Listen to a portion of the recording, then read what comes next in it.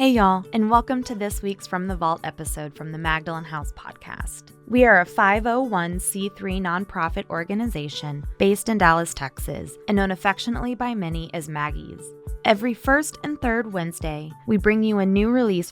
In our From the Vault episodes, we share podcast releases from our 3 different podcast series, RecoverED, RecoverED, Interviews with Alcoholics, and Hope for the Family.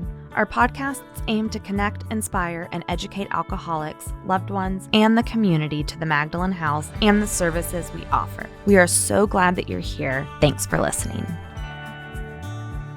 And we are glad you are all here. Yes, we are. And I'm Heather. I'm an alcoholic. My sober date is January 21, 1997. And I'm Colleen, an alcoholic, June 3rd, 2017. And before we start, can I say something? Absolutely.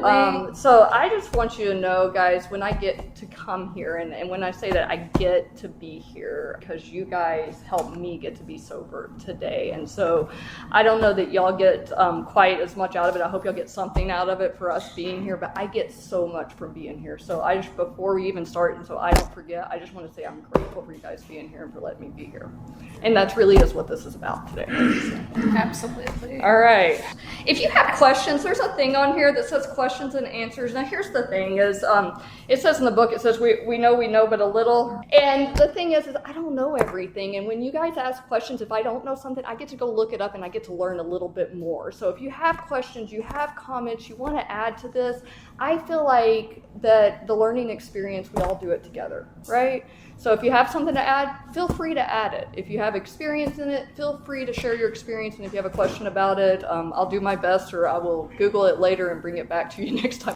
Absolutely. And because this is a workshop, we hope that you're learning and getting something out of it. So we are here to share our experience and help to teach what we have experienced and know.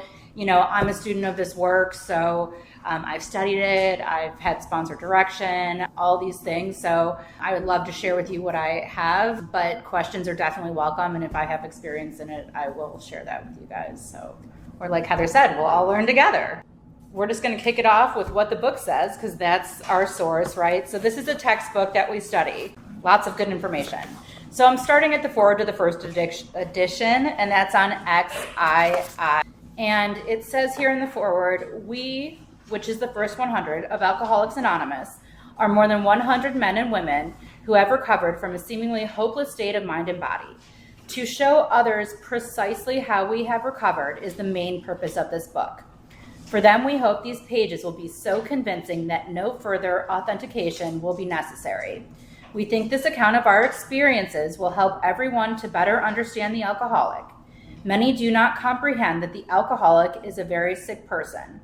And besides, we are sure our way of living advantages for all. And then I'm going to skip on over to XVI, talking about Bill's experience and when he's meeting Bob. In that first full paragraph at the bottom, the broker had gone to Akron on a business venture which had collapsed, leaving him greatly in fear that he might start drinking again. He suddenly realized that in order to save himself, he must carry his message to another alcoholic. That alcoholic turned out to be the Akron physician. The physician had repeatedly tried spiritual means to resolve his alcoholic dilemma, but had failed. But when the broker gave him Dr. Silkworth's description of alcoholism and its hopelessness, the physician began to pursue the spiritual remedy for his malady with a willingness he had never before been able to muster. He sobered, never to drink again, up until the moment of his death in 1950. This seemed to prove that one alcoholic could affect another as no non-alcoholic could. It also indicated that strenuous work, one alcoholic with another, was vital to permanent recovery. And this is how it started, right? With Bill and Bob. And I love the fact that in our forewords, it starts out with recovered. Yes, I'm sick in active alcoholism, but it was so hopeful for me to see recovered ED because I don't want to be sick, you know? So there's a promise in that for me. There is hope in that for me, because if I do this work precisely as it says, which means exactly, I can recover as well. Well, and I think vital to permanent recovery, right? Like Yes. vital, like in order for me to stay sober, this has to happen, right? Like that's the rest of this. And I mean, maybe I'm skipping ahead. We got together and we tried to plan this, but it's never going to plan the way that we thought we were going to do it. So maybe I'm skipping ahead, but even to go over to a vision for you where, let's do it. We had, where Bill meets Dr. Bob for the first time, right? And I think you had it written down, and I'm probably not going to turn up to the right page, but it's not that big of a chapter. Right. But I think, and we don't have to, we should probably read it, right? Yes, Yeah, we should. So I'll let you read it. Well, if I can find it. So he's at the Mayflower Hotel, right? Oh, here it is, 154. Yeah, one dismal afternoon. Do you want me to read that? Sure. Okay. One dismal afternoon, he paced the hotel lobby, wondering how his bill was to be paid. At one end of the room stood a glass-covered directory of local churches. Down the lobby, a door opened into an attractive bar. He could see the gay crowd inside. In there, he would find companionship and release. Unless he took some drinks, he might not have the courage to scrape an acquaintance and would have a lonely weekend. Of course, he couldn't drink, but why not sit hopefully at the table, a bottle of ginger ale before him? I mean, is this not like our obsession right now, right? After all, had he not been sober 6 months now, perhaps he could handle, say, 3 drinks, no more. Fear gripped him. He was on thin ice. Again, it was the old insidious insanity, that first drink. With a shiver, he turned away and walked down the lobby to the church directory. Music and gay chatter still floated to him from the bar. But what about his responsibilities, his family, and the men who would die because they would not know how to get well? I mean, I think that's a big statement right there, right? Like, he has a responsibility to carry this message, right? There must be many such in town. He would phone a clergyman. His sanity returned, and he thanked God. Selecting a church at random from the directory, he stepped into a booth and lifted the receiver. His call to the clergyman led him presently to a certain resident of town who, though formerly able and respected, was then nearing the nadir of alcoholic despair. A hard time with that sentence. It was the usual situation. Home in jeopardy, wife ill, children distracted, bills in arrears, and standing damaged. He had a desperate desire to stop, but saw no way out, for he had earnestly tried many avenues of escape. Painfully aware of being somehow abnormal, the man did not fully realize what it meant to be alcoholic. Our friend relayed the experience. The man agreed that no amount of willpower he might muster could stop his drinking for long. His spiritual experience, he conceded, was absolutely necessary, but the price seemed high upon the basis suggested. He told how he lived in constant worry about those who might find out about his alcoholism. He had, of course, the familiar alcoholic obsession that few knew of his drinking. Why, he argued, should he lose the remainder of his business, only to bring still more suffering to his family by foolishly admitting his plight to people from whom he made his livelihood? He would do anything, he said, but that. And I'm not going to keep reading from here, but so this is his meeting with Dr. Bob, right? And I think the key piece of this that was pointed out to me was that Bill did not call Bob because he thought he had this great thing to go share with the world, right? Bill calls Bob because he wants to drink. And that shows, like, at the end of the day, nothing ensures immunity against the next drink as much as working with another alcoholic, right? I think that sometimes, I told you we planned for this, and if you have something, if you need to interject, I told Colleen, I said, the hardest thing we're going to have is us not talking over each other, so if you interject on me, it's fine. But I think the thing about it is that in order for me to stay sober, I have to work with another alcoholic, right? And my ego wants to get in the way, and I think I have to know something in order to work with another alcoholic. That's not what Bill was doing. Bill knew that he needed help. I mean, I hear so many people say, I can't sponsor somebody because I have too much going on in my life or I have something going wrong. Most of the time, all my sponsees come to me when I have something going wrong in my life. I believe that it's God saying, you know what, you're about to go through something right now, and I'm going to send you a little bit of help. So like, I don't have the luxury to turn down somebody over that because I'm probably going to need that help. And that's exactly what Dr. Bob and what Bill's doing when he reaches out to Dr. Bob. So last night I caught this portion of Bill W., the movie. And I watched this exact moment, and Dr. Bob was the last person that he called on this church directory. And there's so many parallels to me, right? So he calls the first number, the second number, the third number, the fourth number, and all of a sudden it's all the way till the end. And it just parallels my recovery because I tend to try this and it doesn't seem to go well, and try this and it doesn't seem to go well, and try this. And it's finally, when I've put in enough effort, something happens, and that's just God's timing often. And then in the movie, when Bill goes over there, Dr. Bob had agreed to this meeting, and he's like, I'm only gonna give him 15 minutes, and and he's self-righteous, and he's like, I've tried to get sober, this doesn't work for me, why do you think you can help me? And like Heather just said, and recounting the situation, he's like, I didn't come here for you, I came here for me, right? And that is often that spiritual axiom, right? That happens all the time, but that selflessness and the motives that we talk about in helping another, it's about the effort and not the results, right? So much of the time it's what is the action I take, and I'm not responsible for the results of it. Am I willing? And that's how seeking God is for me as well, right? So I'm responsible for the seeking. I don't know what it's going to look like. I'm not in control of the outcomes. It's the efforts that I'm putting forth. Is that a pause for me now again? Yeah. My little. You got your little note. Well, I'm going to go into the story, and then you can catch up through your notes. When we got this, they called me and they said, we're doing sponsorship. And I go, oh crap, that's not in the big book. What am I going to do? Here's what I know how to do. I know how to read this book and to study the lines of this book, but that word is technically not in the big book. Now, if I go through, and I was going to do this for you guys, I was going to highlight everywhere that it had helping others, but guys, I'm going to have to highlight the whole dang book. I mean, that's the reality of it, is it's so much a part of our program. So I decided that in my ego state, and I'll explain how this comes along, is that I'm going to find the whole history of sponsorship, where it came from, what's the history, who was the first sponsor, who was Bill's sponsors, and I have all that information right here, which you probably don't need to know. But I should tell you, because this is one of our AA-approved literatures. I tried to stay with AA-approved literature, because I think that that's what I should do from up here, even though I have a bunch of other stuff in my backpack over here.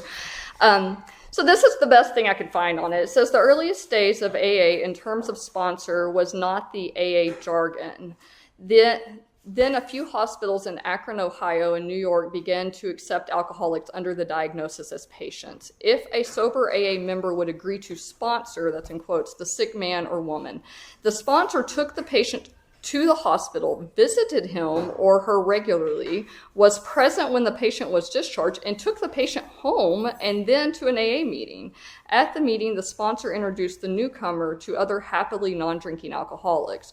All through the early months of recovery, the sponsor stood by, ready to answer questions and to listen to whatever needed. And that's out of Living Sober. But so it looks like that's kind of where the term came from, was when we were carrying the message to the hospitals before they really knew what we were.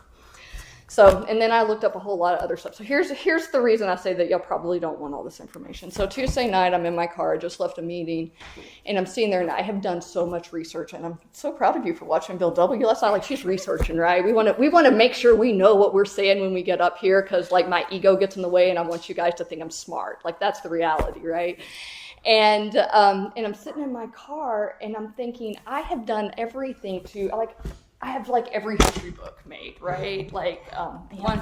Oh my gosh. She ordered pamphlets. I've ordered the pamphlets. I've read all the stuff. And I'm sitting in my car and I'm thinking, oh my gosh, this is so much like I approached step 2, right? I thought I had to define God, and I'm in here and I'm trying to define sponsorship to you guys. I'm trying to tell you where it came from, the history, as if knowledge actually does something, right? I think that's going to be okay. But when I'm sitting in my car and I'm thinking, I have been sponsored for a long time. I've sponsored a lot of other people. And for me, the closest that I get to God is when it's the space between me and somebody I'm sponsoring. Like, I believe that my higher power exists somewhere in that space. I don't know what that space is, and I don't know how to define that space, but I believe it's there, because I don't know if you've ever had the chance to sit down with a newcomer, even if you're not sponsored, if you ever had the chance to share this program of recovery with somebody else. Do you know what I mean when I talk about that, like, feeling you get, like that energy? Like, I think I'm dead tired and I don't have time for somebody, and then I go and do that, and like my whole being is just opened up, and I have energy to talk about this. Because here's the thing, is none of us in here today should be sober, right? Through doing the steps and what was suggested of me at the program, guys, it's been a long time since I have had to have a drink. And that's freaking amazing. Like, when I'm in the gratitude of that and I realize like how amazing that is, then it's a no-brainer, right? It's a no-brainer to step into that space. Now, here's the thing is when I was first sponsored, and I would love to call my sponsor up and let her talk to you guys. I mean, y'all would hear a heck of a lot of really bad stuff about me. You know, I didn't know what I was doing. I did not know what I was doing, and I did not believe it was going to work. But this lady sat with me, and she really patiently and lovingly, although she did hang up on me quite a few times, but in a really, it's strange to say, but in a very loving way, that she walked me through these steps so that I could come to the other side and I could have this experience that says, oh my gosh, I didn't have to pick up a drink that entire time. And I don't know how to do that. And now that I've learned step one, which I'm going to give back to Colleen, after learning the hopelessness of step one, it's a freaking miracle, right?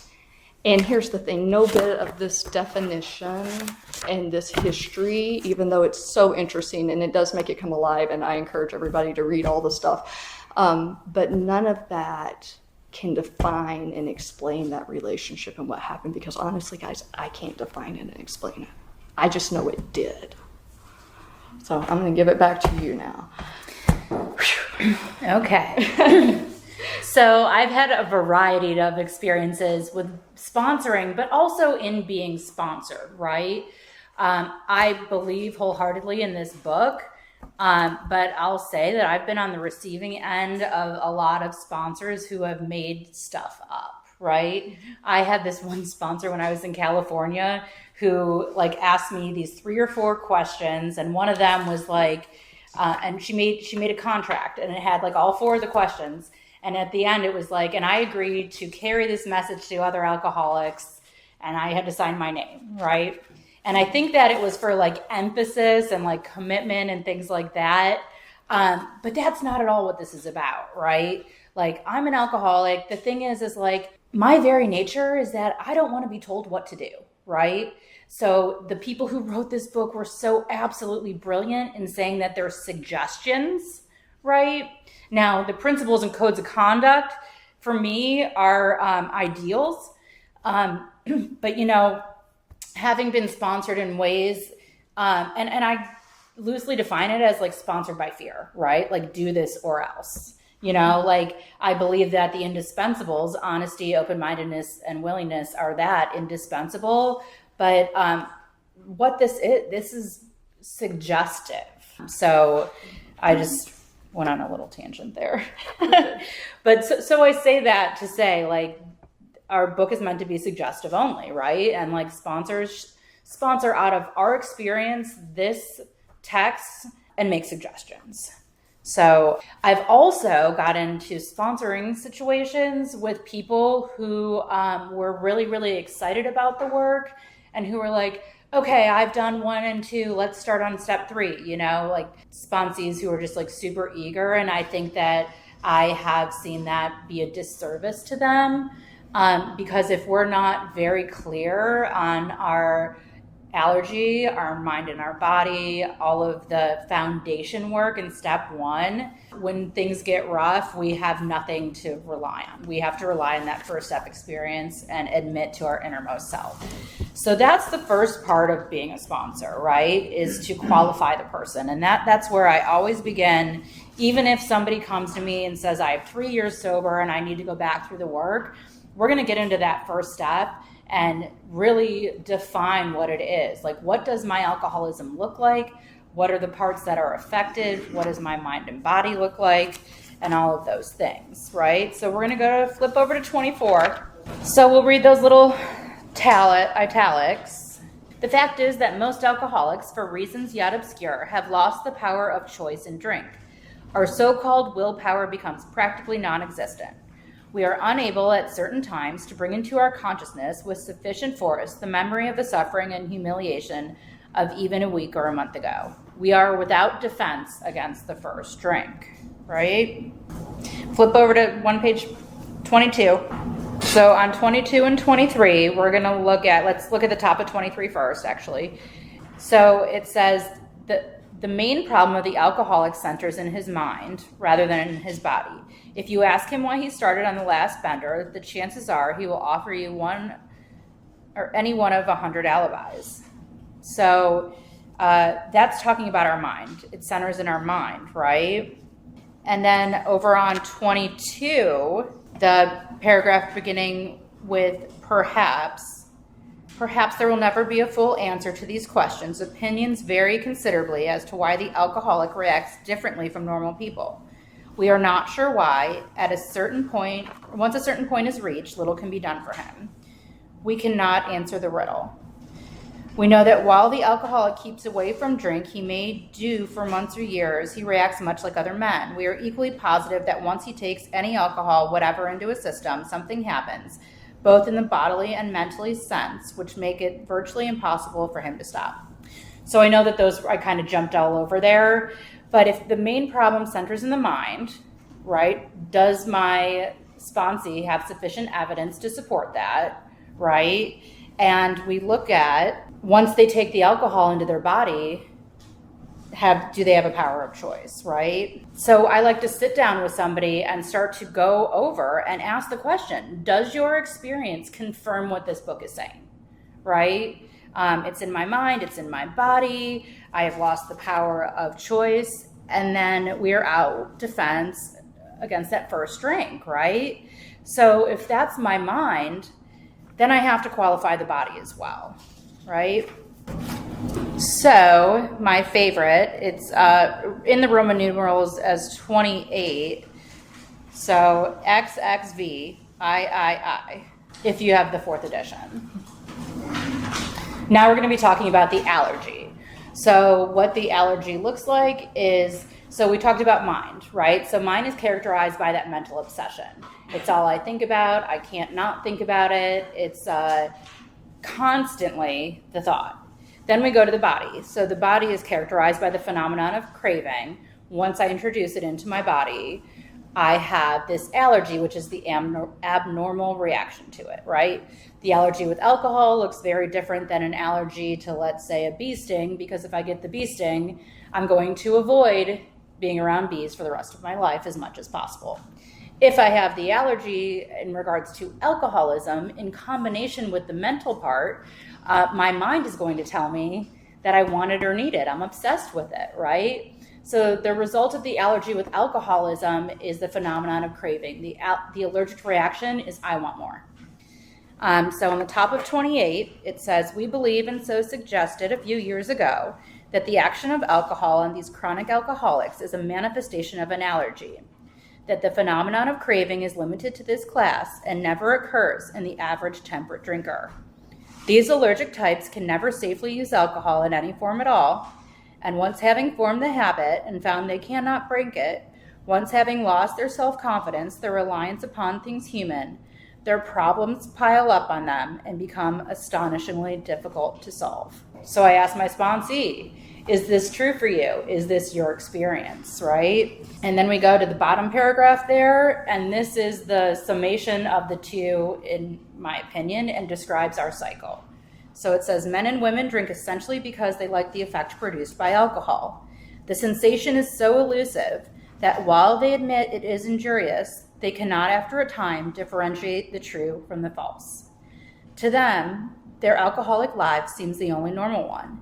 They are restless, irritable, and discontented unless they can again experience the sense of ease and comfort which comes at once by taking a few drinks which they see others taking with impunity.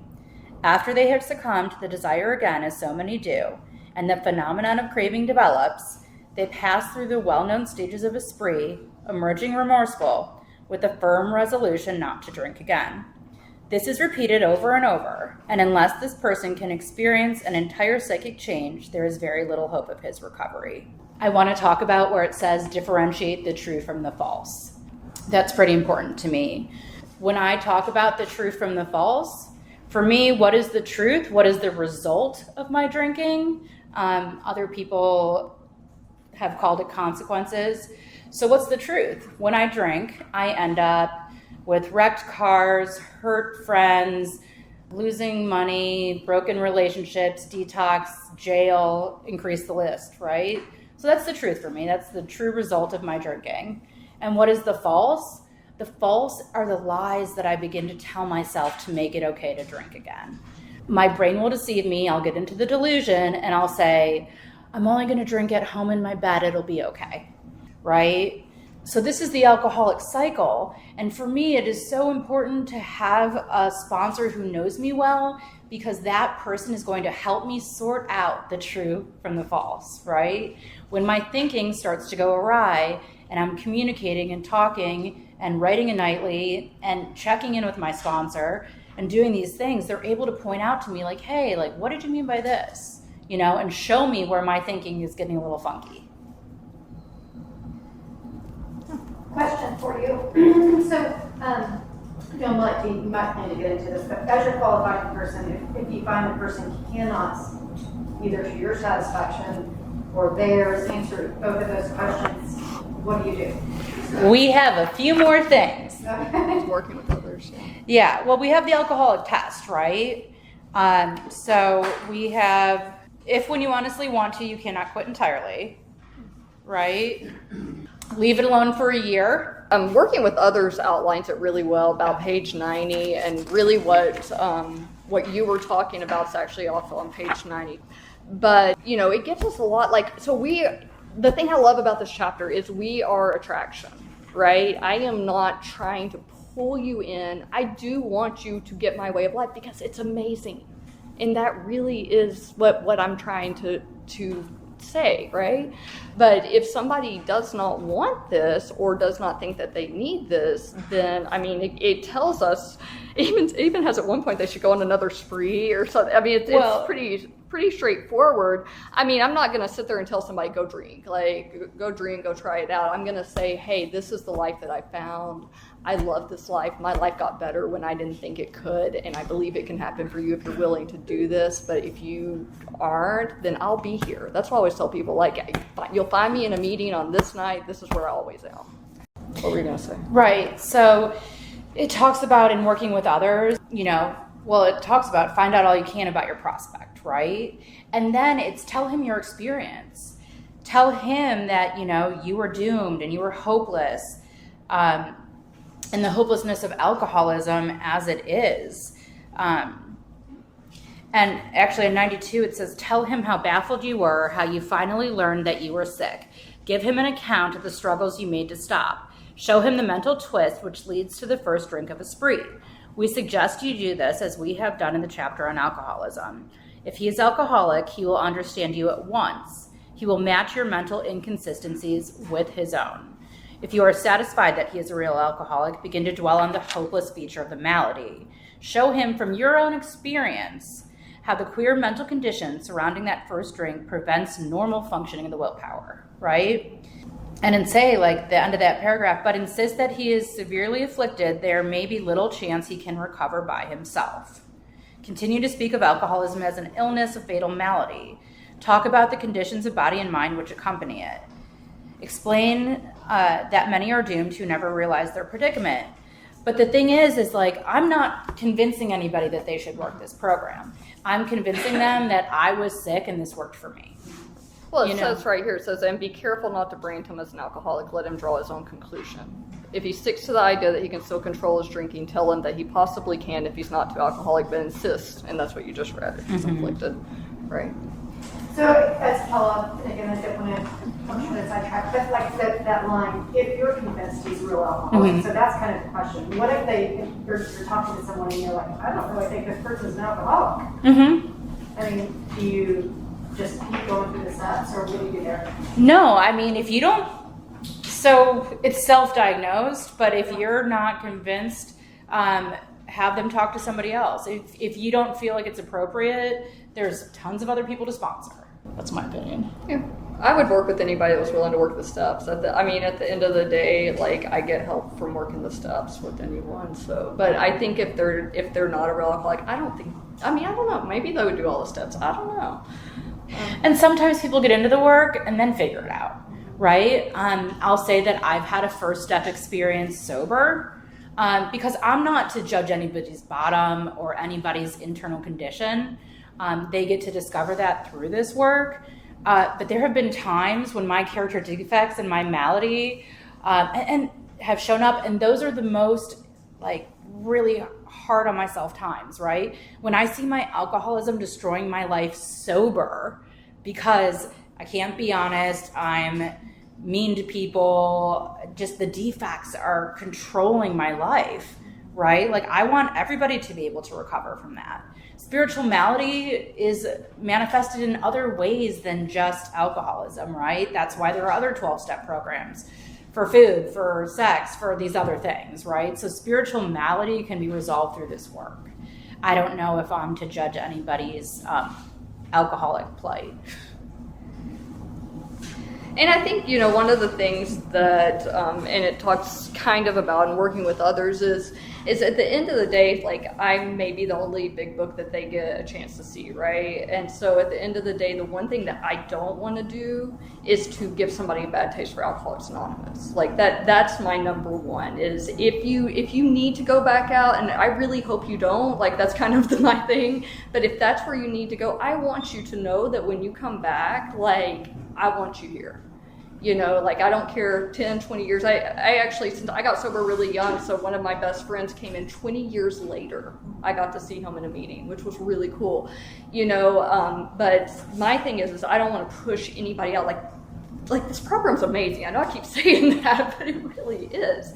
It's an amazing program, and yeah, I just don't want anybody to think that they couldn't come in here. Like, you guys welcomed me with open arms every single time, and that's been my experience. You talked about spirituality. You want to talk about the bedevilments? Oh, yes, I do. Let's go to 52. Keeping you on track. Thank you. Not really. She's a part of my we. I love help.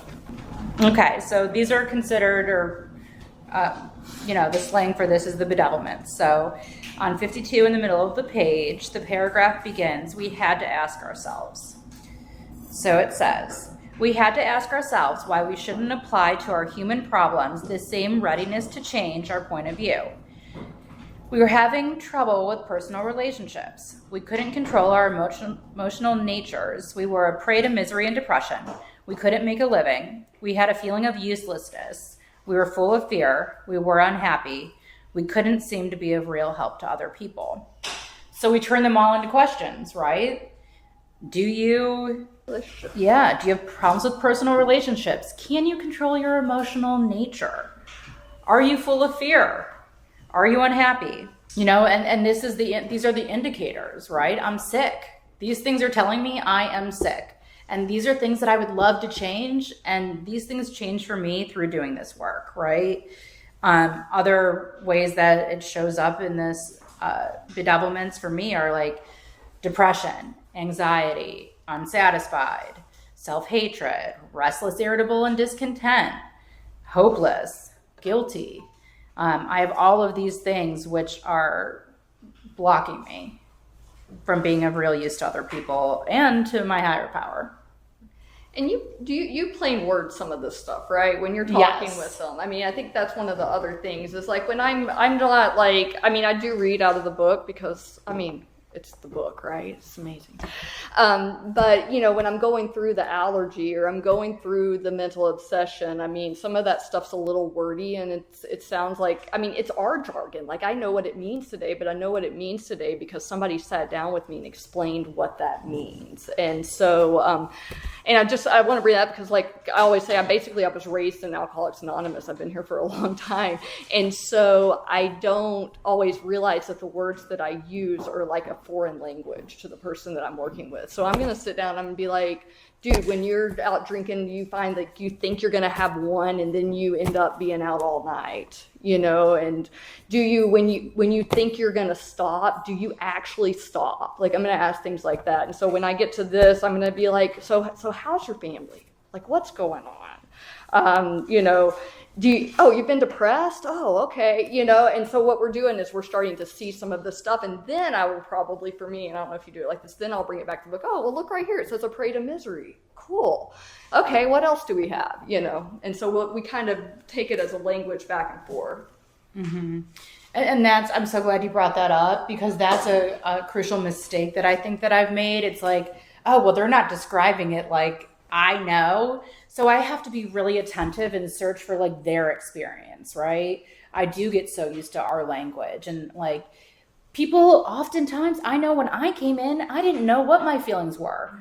I knew I was sad and angry, you know, and I didn't have a lot of language around how I felt or that I was confused about life or that I didn't know how to do anything. You know what I mean? When I came in here, I wasn't brushing my teeth every day. It was a big deal for me to drag myself out of bed and into the shower.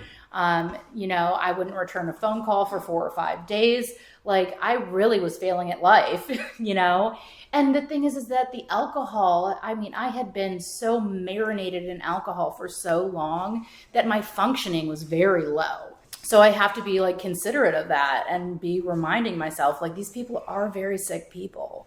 You know, sometimes I have this expectation of them that's might be too high. Well, and you know, that goes along in because I read all the pamphlets, right, guys? In this pamphlet, it uses a great phrase that I liked. It said, we don't take our sponsees inventory. And I thought that's great. I mean, now, am I going to sit down and listen to a fifth step and help them with character defects? Absolutely. But it's hard sometimes. You know, you come in and I see somebody that was just like I was. And at first, I'm really averse to that person because I was the person that didn't brush my hair. And my sponsor, even after a little while, was like, Heather, brush your hair and put on clothes because nobody wants what you have. You know, like I actually had to get dressed and show up. You know, and but I learned that here, and I learned that from good sponsorship. And so, you know, a lot of times I expect them to come in and they'll be like, oh, the big book of Alcoholics Anonymous, yay, you know? And it's like, just because I've gotten weird over the years, that's not where I showed up. You know, they're just, I mean, I came in lost and I didn't have any better options and you guys looked like crazy people, but y'all were the best option I had. And so kind of taking myself back there and going, look, they don't care about our traditions. I didn't care about traditions when I came in. I didn't care about the fellowship of Alcoholics Anonymous. I just wanted somebody to teach me how to stay stopped, right? Or teach me how to drink normal. That's what I really wanted. Yeah. But yeah, for being honest. Right. But yeah, and so coming in here, I have to also look at that, like, how am I helping them get in here? Because somebody taught me this to the point that I did get excited. And I think really the excitement comes really after the spiritual awakening. I mean, really the excitement comes when you realize that, you know, where it says in Still Forth, where he says, you scoff, perhaps you'll remain to pray. You know, that was my experience. Like at first I scoffed, this isn't going to work. These people are crazy.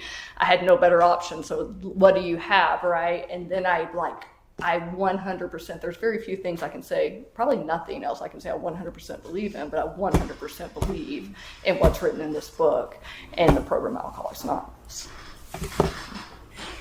Because you did the work and have an experience with it, right? I did the work, yeah. You got some? Yeah, can I just ask, do y'all have, like, whenever you get a new sponsee, do you have them read, like, the doctor's opinion to page 63 before you sit down and talk with them?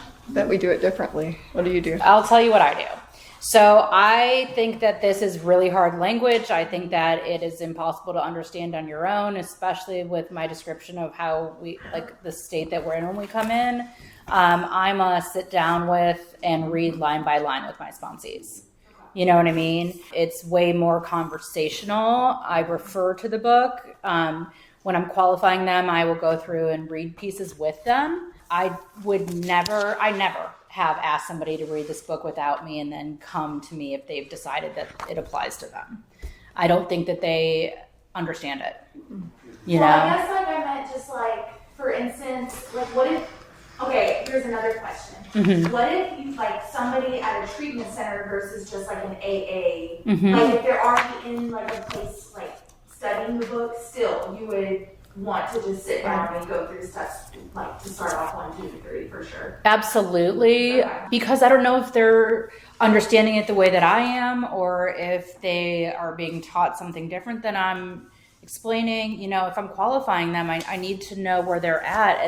And you learn so much about somebody by sitting and talking with them. Like maybe they use language differently than I do. Maybe they keep saying like, I'm frustrated, and I'm seeing it's anger, or, you know, like just that one-on-one experience. You know, it talks about sitting knee to knee with our prospects, you know, and we have that crucial understanding of them.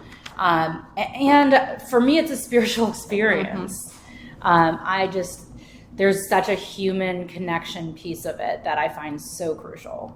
So how quickly do you usually try to set up that first meeting? Like as quick as possible or like a few days? So are you saying somebody approaches me and asks me to sponsor them? Then what do I do? Yeah. It depends on the circumstance, but I want to figure out why they want me to sponsor them, figure out their history.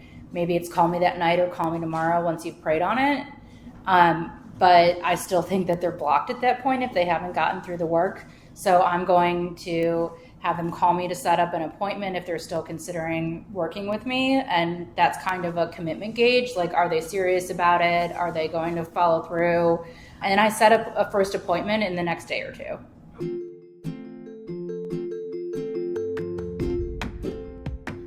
Are you the loved one of an alcoholic? Our family support group serves as a community for friends, loved ones, and family members of alcoholics to learn about alcoholism, understand how to help an alcoholic, and experience an improved quality of life, regardless of the alcoholic's recovery. We have weekly support meetings that meet virtually and in person, as well as a monthly speaker meeting. To find out more about our family support group, visit magdalenhouse.org/family.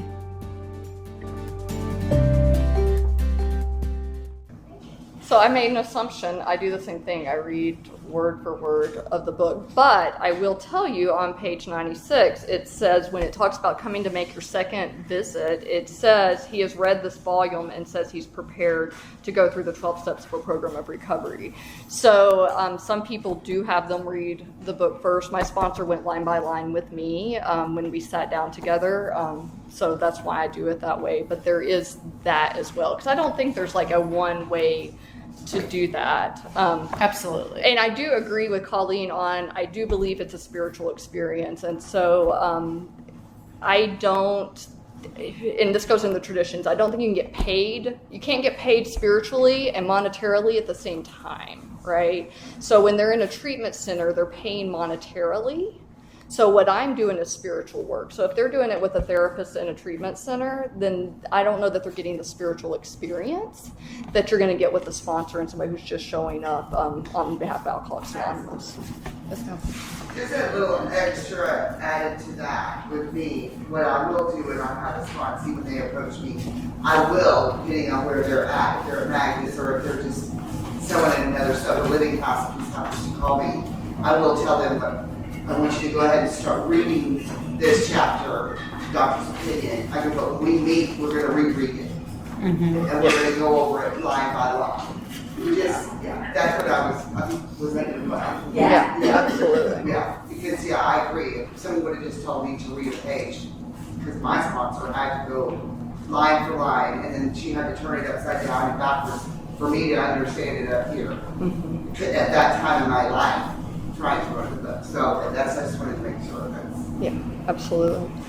Yeah, and I actually stole this from one of my sponsees. She tells her sponsees, I'll match your enthusiasm as far as setting up appointments to meet with them. And I love that. Like, let's meet the first time. And then I tell them, if you want to meet with me, we will set it up. We will get through this stuff.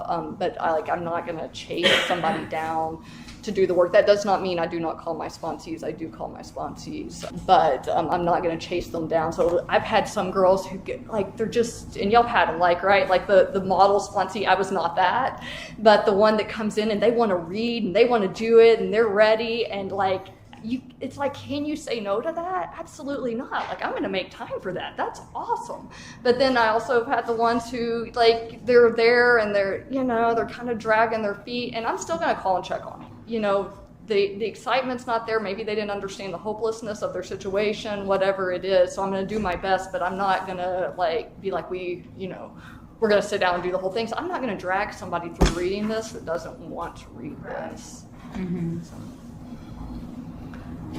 And at the end of step 2, it says, like, after we make that decision, it says, we did this because we honestly wanted to and we're willing to make the effort, right? So I don't want to be making more of an effort than they are, and I don't want them ever, it actually says it in working with others, I don't want to ever have somebody look at this like I've pushed them to do this, or that I'm like demanding they do something.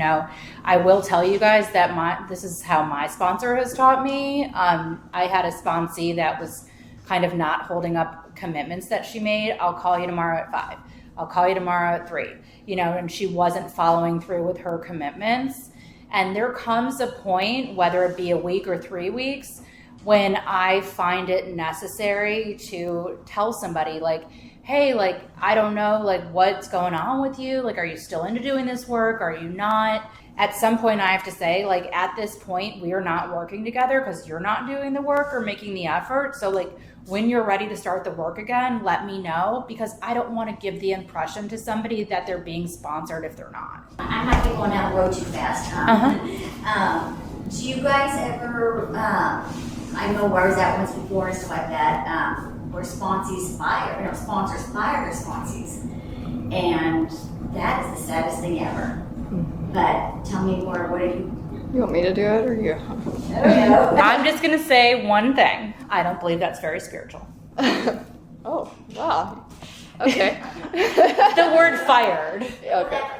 Yeah, and it's a like now you're hopeless and you're getting, I was in a Christian program a couple years ago, and then because I fell off the wagon, my person fired me, and I thought that left me hopeless even more. Right. That just left me so much more hopeless, and I thought, so I was just kind of worried, when were you guys are at with that? To piggyback on that, can I ask a question? What do you do if a sponsee relapses? Depends. We'll get to that next. Okay. But so if I'm working with somebody that kind of been butting heads, because I really do believe this is a spiritual relationship that we have, and usually if it's not working for one, it's really not working for the other, and I have seen that.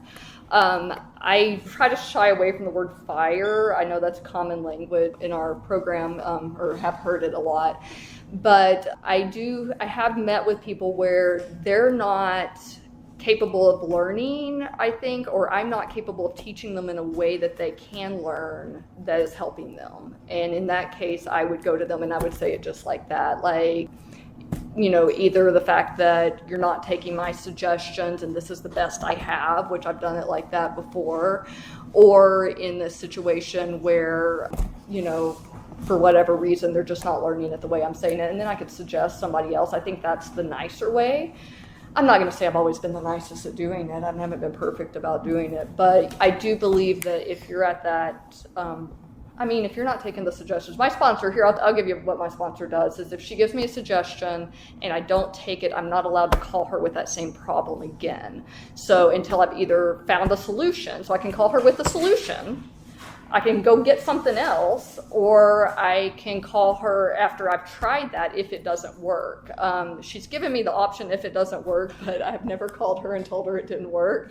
So, and that's been 23 years with the same lady, so she's got a pretty good track record.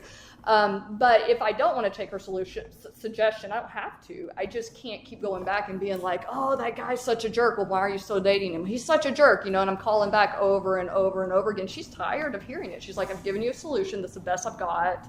Either find somebody else that has a solution, or don't talk to me about this situation. Yes, ma'am. I have another question. Where do you draw the line when you have a sponsee or that has other issues besides alcohol and they want to talk about that? Absolutely. So the book does suggest that we use outside help, right? So like my job as a sponsor is to share my experience, strength, and hope and guide them through this work. That's all that I'm qualified to do, right? But also I'm not qualified to say like, you have an eating disorder or you have sex addiction. I can make other suggestions that they might want to go be assessed by somebody else or check out another fellowship. But also I only talk about my experience. So like if I have a sponsee who has issues with divorce or bankruptcy or these things, I have other people within this program that I refer them to, right? Similarly to if I have a sponsee with an eating disorder, I have another friend in this fellowship who has worked the steps in that fellowship. So I guide them in a direction. But I find it really important to not be an expert on things or not give information on things that I know nothing about, right? Like I sponsor in my experience. So refer out, right? And usually there's people in the program that have had the experience around it, and that's really kind of the cool thing is, like I always say, like I didn't learn to parent my kids by myself. I had kids in this program, and I found other people who had kids that were in the program, and they taught me how to do this, right? Or if I know somebody who has a problem with sex, I know somebody in the program that is also a member of another fellowship for that. Then I'm going to say, hey, why don't you go talk to her at the end of the meeting tonight? We have a lot of people. Mm-hmm. I think that's the larger thing of Alcoholics Anonymous, right? Is we're huge, and we have so many people to draw on, and even in one of these mini pamphlets I read, I'm going to laugh about that for a while, guys. It was talking about it. So what do you do if your sponsor's not available? And it's like, hey, there's 1 billion people available that work the program of Alcoholics Anonymous. So there's like all these people for me to call on and to get help of. Like my sponsors are not always available, but I can call Colleen, I can call Katie, I can call anybody else in this program, especially if it's somebody I know who's had an experience around it that I think will help me, right? Absolutely. And that's the we that we continue to talk about, right? It's not that I'm going to ask just anybody in this program, but I better have a home group and some friends who are doing what I'm doing and some other people to rely on, because this is such a we fellowship. And not only do I have people that are doing the same thing as me, like I think that there's such a plethora of resources right now. Anyways, the point of the we is that there is a bunch of people to draw on. Well, and I think that brings in, and this is maybe skipping over, because I know we want to talk about tent stuffing, but we'll get there. She's anxiously waiting. She's going down her list. But, it also goes into, I think that the responsibility of the sponsor is to introduce us to the newcomer to that we, right? It's to introduce us and to get us plugged in and to start taking us places and doing things with them so that they understand the fellowship of the program. And I'll share a quick story on that. Is there was this guy who was a well-known in our terms, we constantly use 13-stepper. I hate that term, but well-known for picking up newcomer women.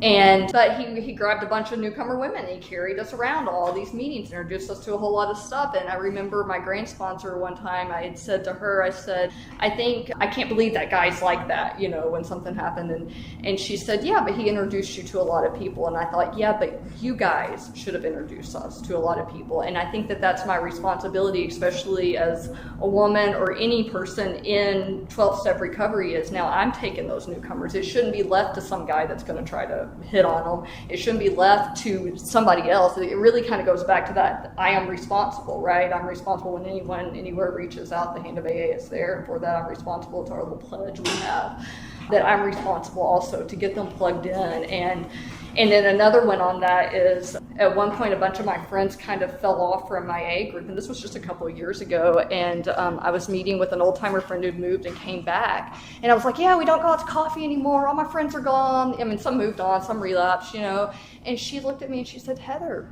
there's a room full of newcomers. You should be going out to coffee. They need you and you need them. And I was like how, you know what I mean? It's kind of like, how stupid am I that I forgot that? But that's what the fellowship does, right? Like, that's what my friend is there to remind me of is, hey, you're only focused on your buddies. That's not why you're here in Alcoholics Anonymous. You're here to grab these newcomers and to show them what it's like to go out and laugh at a coffee shop, because that was a big deal to me when I got sober. Mm-hmm. Yeah. Absolutely. We have a sponsee relapse question. Okay, go for it. Well, why don't you go for it? I'm not even sure what the question is What do you anymore. do when your sponsees relapse? What do I do when my sponsees relapse? So I will tell you, when I first came in, I thought that, to use your language or the word fire, because they relapse, right? I don't do that. I sit down with them and I do the exact same thing that it says in this book, and if they want to work with me, then I work with them and we go back.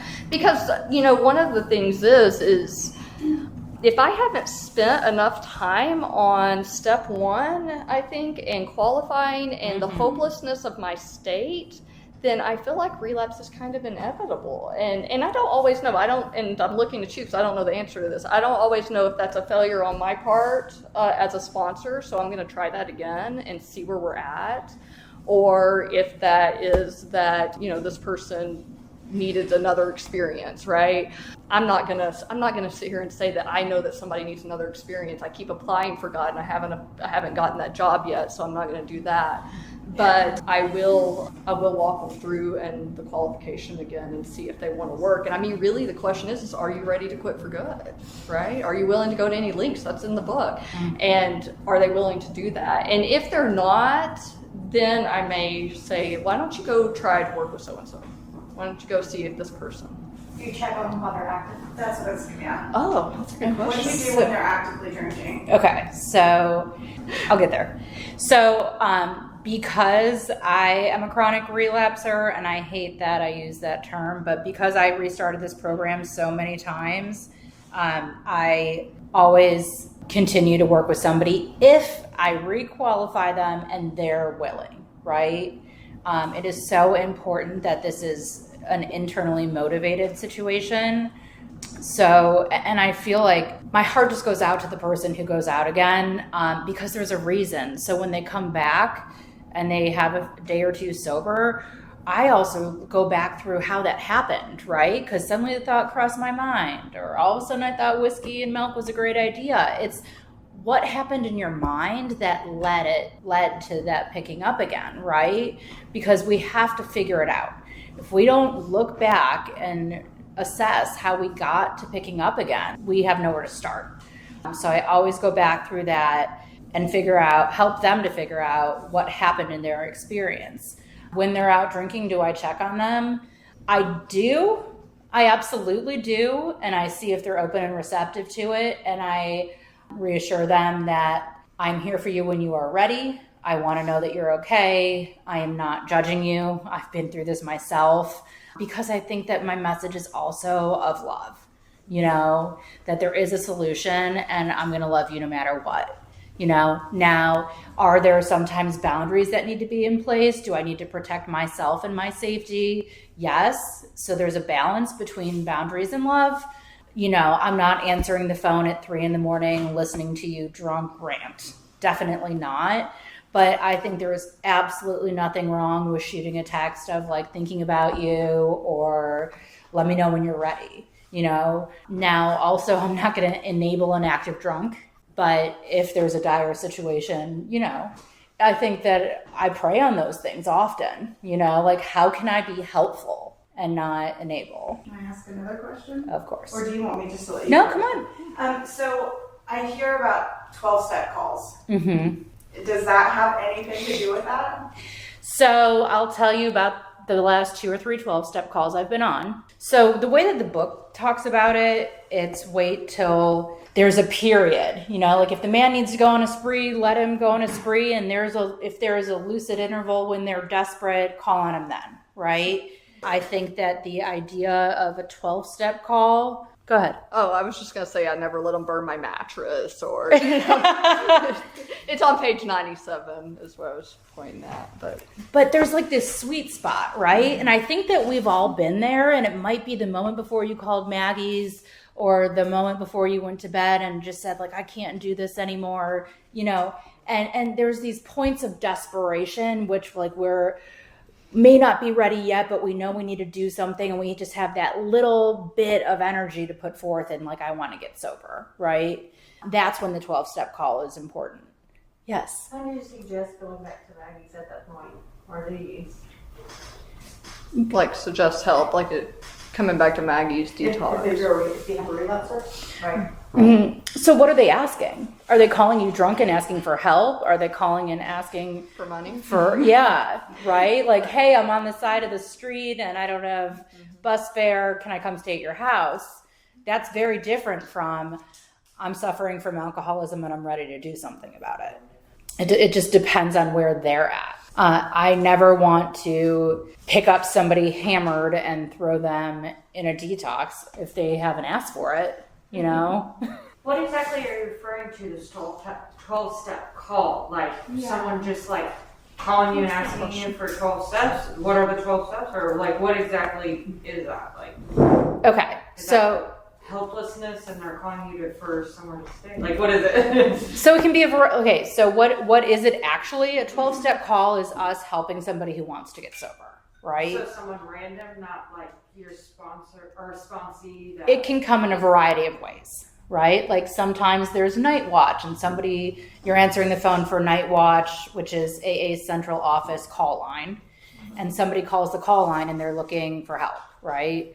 Or it could be my friend who's out on a spree and says, I'm finally ready. Can you help me get in somewhere? The idea of the 12-step call is somebody reaching out to desperation. wanting to get sober. Help me get sober. Yeah, no, you said it very well. Very well.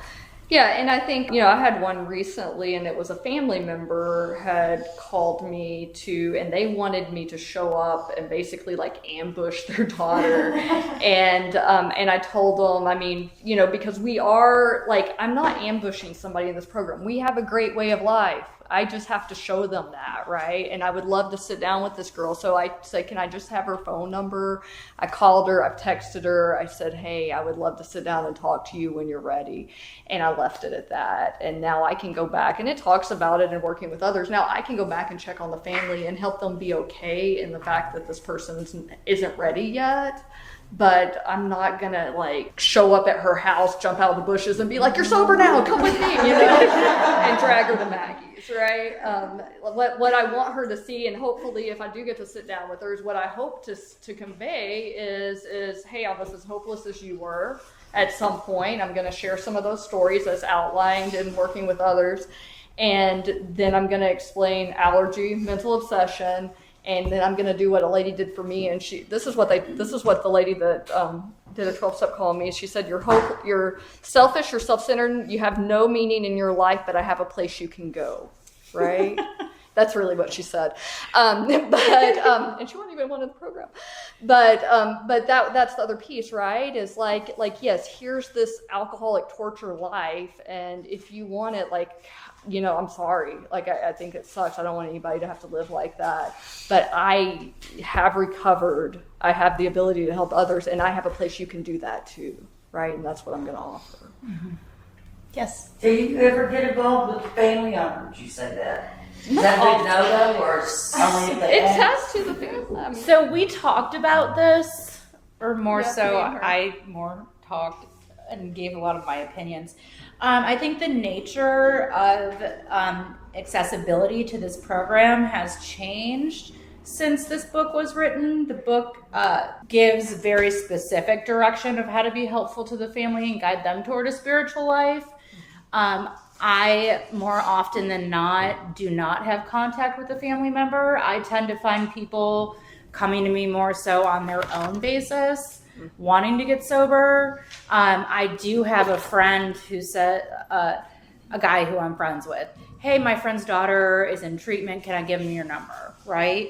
But it is very rare that I have interactions with anyone's family. I more so find people in meetings at H&Is. I don't think necessarily to select or find a sponsee. I mean, like further down the line, if giving the family an update or something in your words, hey, they're doing really good in this area, or no. So in working with others, I think it's right around page 90, and I was looking for it. But in working with others, it talks about not aligning ourselves too much with the family, as the family will think like we're an agent of them, basically. Okay. And so it does give us that caveat. However, if I had a family member call me and is wanting me to do a 12-step call, whether the girls like wants to listen to me or not, I'm not just going to be like, well, she doesn't want to listen, see ya.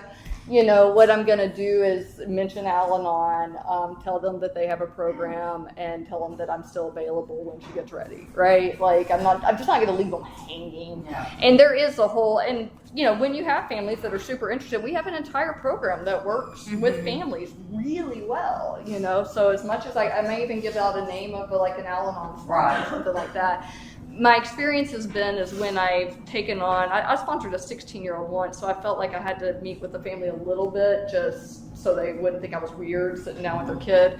And they got where they wanted to call me and like get information and wanted me, and I had to like, you know, and I had to tell them like I'm working with her, like I'm not working with you guys, like I'm just a sponsor. And so, but to explain it, to move them towards Al-Anon. kind of like patient confidentiality, I guess. That's why it's called anonymous. So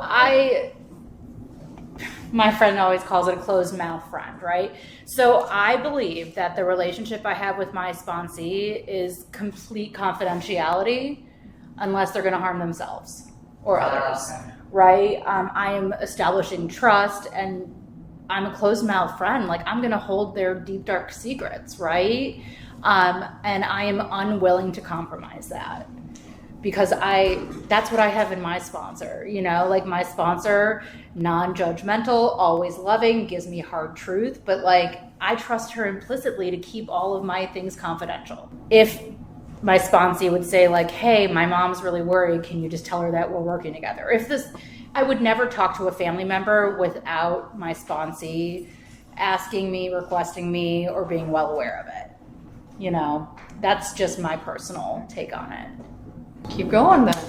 Man, this time goes by quick. Oh wow. I know.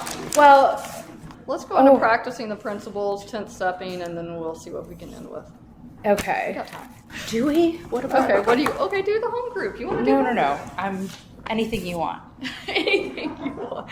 We made these nice little sheets, right? Well, I mean, do you want to talk about, we'll go into that then. One of the things we were going to talk about as we went through, and I love that we're running out of time because that one means that you're engaged and we weren't super boring up here, which was my biggest fear. So high five, yes. On one thing is it's practicing principles in all our affairs, right? And I feel like that's what my sponsor helps me do today. And so one of the things that we had kind of outlined is what does that look like? Well, we were looking at 10, 11, and 12, right? Is doing that 10th stepping, which I guess we should explain. Do we need to explain 10th stepping? We're good, right? Do we need to explain it? Yeah. Okay. Well, pull it over. It's like one paragraph. Go to page 80, right? So here's what's going to happen. I'm going to continue to watch for selfishness, dishonesty, resentment, fear. When these crop up, I'm going to ask God to remove them. Discuss with someone else immediately, make amends quickly if I've harmed anyone, and then turn my thoughts to someone I can help. Oh, there's that help part again, right? Love and tolerance of others is our code. And so a lot of times what I spend with my sponsees who have been sober for a while, a lot of the talk that I do with my sponsor comes through 10th stepping, right? Is this has cropped up, this has happened. And what she's helping me to do, and what I think I'm helping my sponsees to do, is to watch for these things. So how do I now practice these principles in all my affairs, right?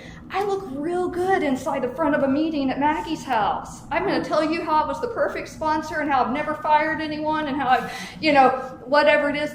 That is it absolutely is not true because I have character defects and because that's what it is to grow spiritually, right? That's what it is to grow in this program and to grow in my relationship with my higher power.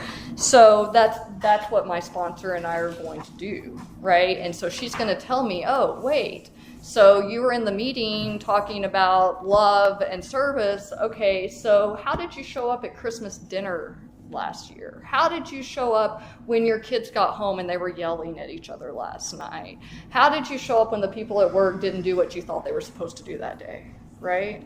And then I've got that person that's going to help me, or hopefully I'm starting to see those things, right, in my nightly review of going, oh yeah, there's that anger again, there's that self-righteousness, when I'm sitting around judging everybody in AA for not being Miss AA, right? And I'm like, whew, there's that character defect.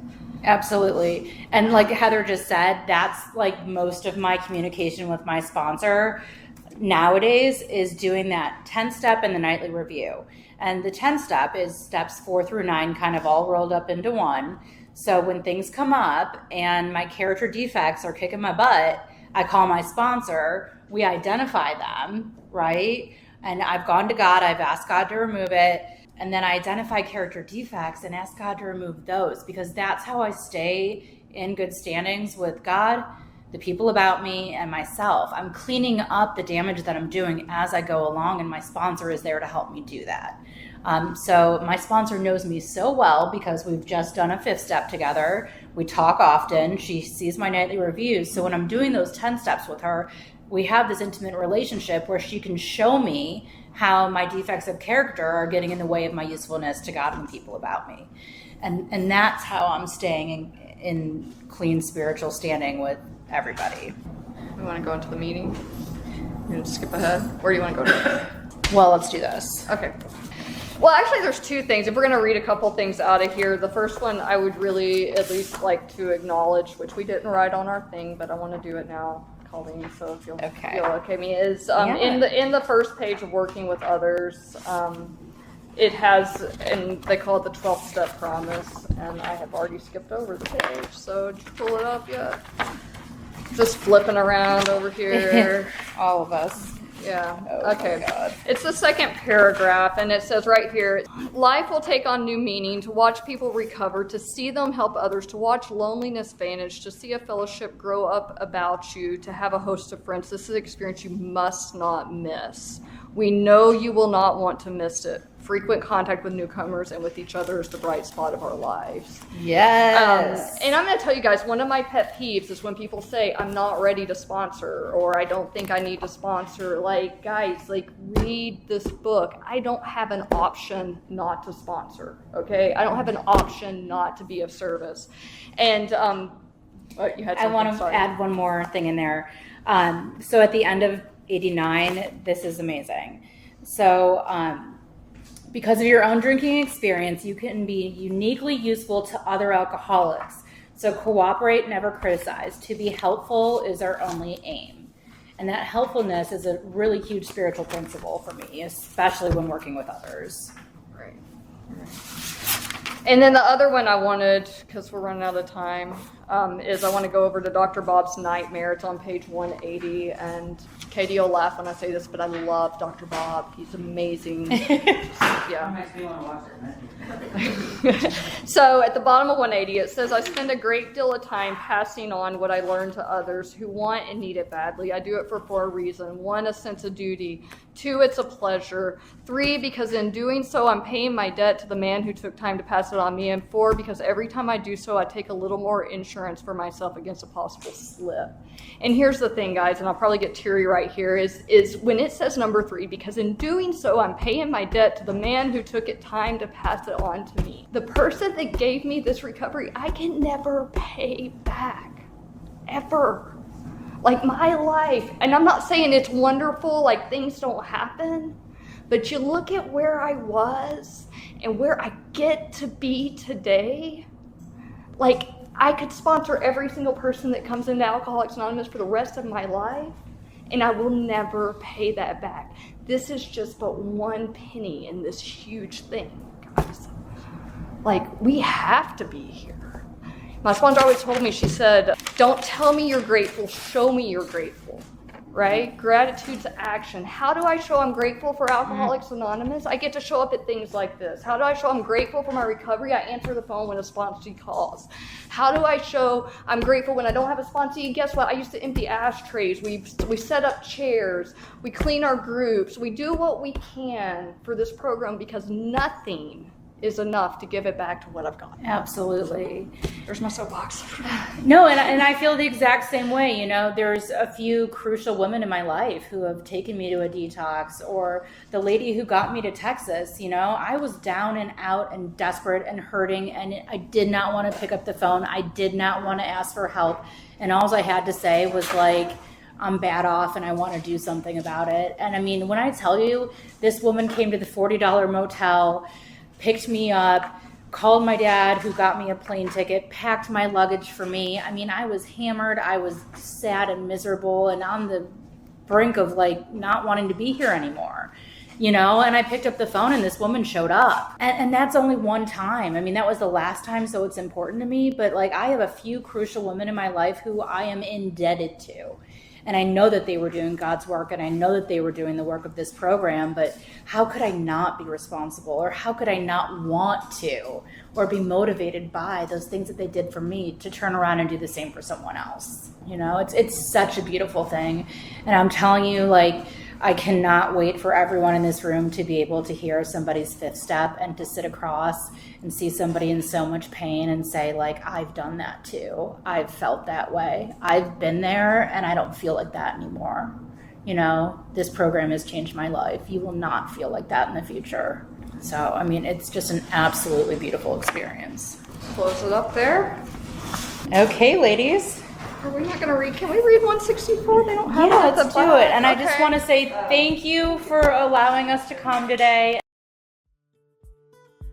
We hope you've enjoyed this From the Vault re-release of the Magdalen House podcast. Tune in every first and third Wednesday for a new release from one of our 3 podcast series. To learn more about the Magdalen House and the services we offer, visit magdalenhouse.org or follow us on your favorite social media channels by searching for The Magdalen House.